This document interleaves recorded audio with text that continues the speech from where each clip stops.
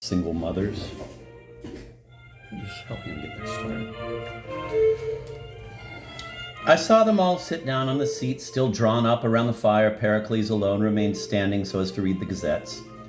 If the discoveries you are telling me about were true, said Hippocrates to the doctor, and if they had been as useful to medicine as you claim, I would have seen a decrease in the number of men who descend each day into the realm of darkness. And yet the list of them all, according to the registers of Minos, which I have verified myself, is still as long as before. Dr. Signa turned towards me. You have doubtless heard of these discoveries, he said to me. You know of Harvey's discovery of the circulation of blood, that of the immortal Spallanzani on digestion, of which we know the whole mechanism. And he drew up a long and detailed list of all the discoveries in the field of medicine, and the host of remedies that we owe to chemistry. He finally delivered an academic discourse in favor of modern medicine.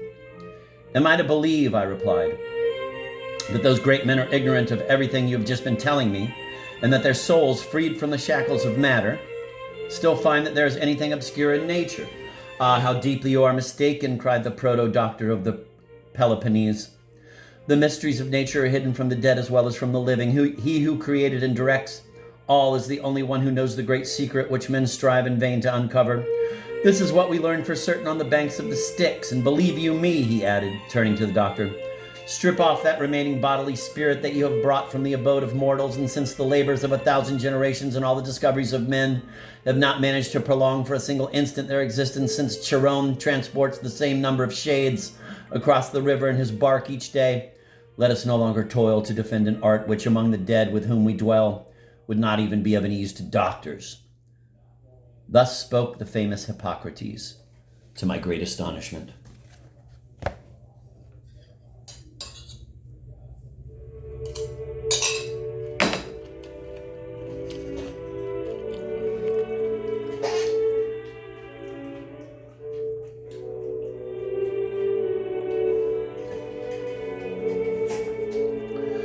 Dr. Signa smiled, and as spirits are quite incapable of rejecting evidence or concealing the truth, not only did he share Hippocrates' opinion, but he even confessed, blushing in the way that intelligences do, that he had always suspected as much. Pericles, who had gone over to the window, heaved a great sigh, the cause of which I could easily guess. He was reading an issue of the Moniteur, which was announcing the decline in the arts and sciences. He saw illustrious scholars abandoning their sublime speculations to invent new crimes.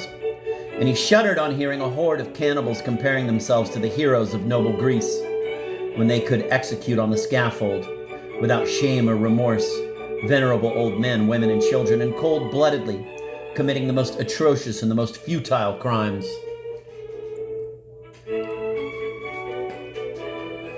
Plato, who had been listening to our conversation without uttering a word, on seeing that it had come to an abrupt and unexpected end, now spoke in his turn.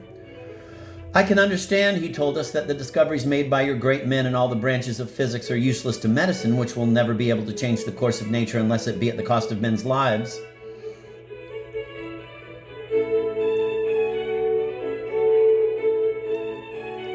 But the same can hardly be said, one would think, of the investigations that have been carried out into politics. Locke's discoveries about human nature, the invention of printing, the accumulated observations drawn from history, the countless profound books that have spread knowledge even among the people. So many marvelous things, in short, must doubtless have contributed to making men better in that wise and happy republic that I had imagined, and that the century in which I lived had led me to view as an impracticable dream, surely exists in the world of today.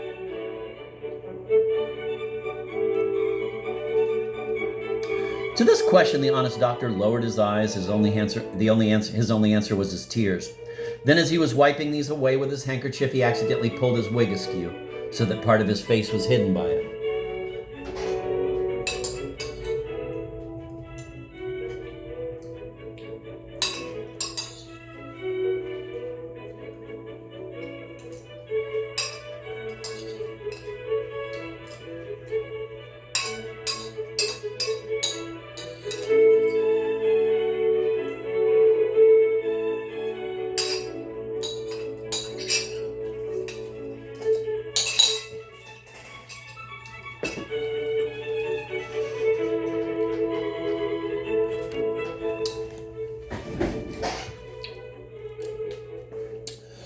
Immortal God, said Apacia with a shriek. What a strange figure you cut. So is that one of your great men's discoveries? Leading you to imagine you can wear another man's skull in your heads?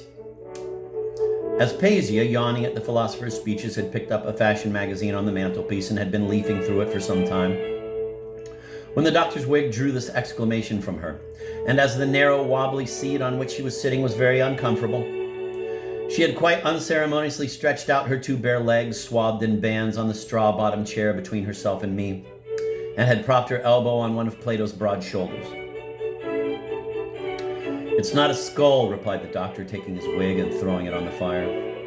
It's a wig, madam, and I don't know why I didn't throw that ridiculous adornment into the flames of Tartarus when I arrived among you. But the absurdities and prejudices are so inherent in our wretched nature that they continue to follow us for some time beyond the grave.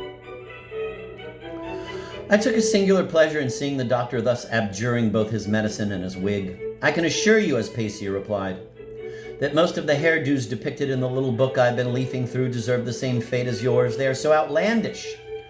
The lovely Athenian derived considerable amusement from looking through these engravings and was justifiably amazed at the variety and bizarreness of modern fashions. One figure especially caught her attention. That of a young woman shown with one of the more elegant hairdos, which Aspasia merely found rather too high. But the gauze piece covering her neck and bosom was so extraordinarily wide that you could see hardly half of her face. Aspasia, unaware that these marvelous shapes were merely the result of the use of starch, couldn't hold back her astonishment, which would have been twice as intense, and her consternation twice as great, if the gauze had been transparent.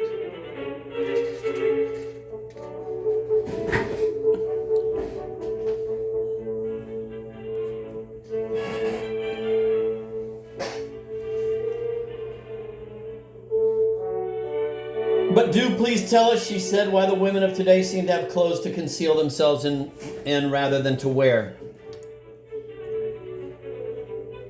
They hardly reveal their faces, and by their faces alone can you recognize their sex, since the shapes of their bodies are so disfigured by the bizarre folds in the fabric. Of all the figures depicted in these pages, none displays her bosom, arms, or legs. Why haven't your young warriors tried to destroy such an outfit?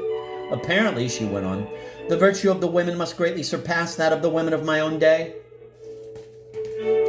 As she concluded, Aspasia looked at me and seemed to be asking for a reply. I pretended not to have noticed, and so, as to give myself an air of distinction, I took the fire tongs and poked the remains of the doctor's wig that had been spared by the flames and were lying among the embers.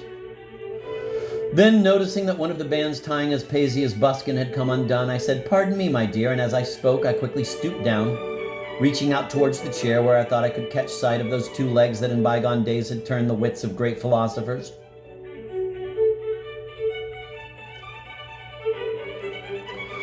I am convinced that just at that moment I must have been in a state close to somnambulism, since the movement of which I am telling you was perfectly real, but Rosine, who was in fact resting on the chair, took this movement as an invitation to her, and leaping gracefully into my arms, sent the famous shades summoned by my traveling clothes back down to Hades.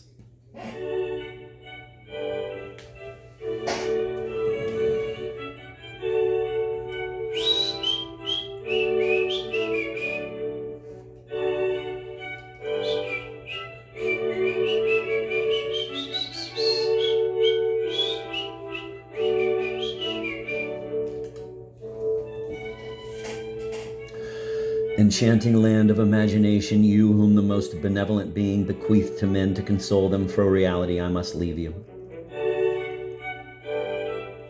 Today is the day when certain persons on whom I depend say they will restore me to freedom. As if they had taken freedom from me, as if it had been in their power to deprive me of it for a single moment, and to prevent me from exploring at will the vast space that always lies open before me. They have forbidden me to roam around a city, a mere point in space, but they have left me with the whole universe.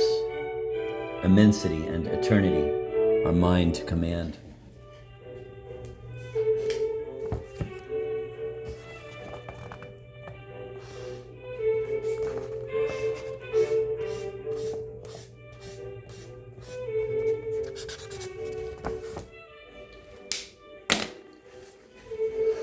So today is the day I am to be free, or rather that I am to be shackled in chains once more. The yoke of business is going to weigh down on me once again. I will no longer be able to take a single step that isn't traced out for me by propriety and duty. I may still be happy if some capricious deity makes me forget both of them, and if I can escape from this new and dangerous captivity. Ah, why didn't they let me finish my journey? Was it to punish me that they had locked me up in my room, in that delightful country that holds every good thing and all the riches of life within its realm? You may as well exile a mouse in a granary. Nonetheless, never have I been more clearly aware that I am double. While I yearn for my imaginary enjoyments, I feel perforce consoled. A secret power draws me on. It tells me that I need the heaven's air and that solitude resembles death.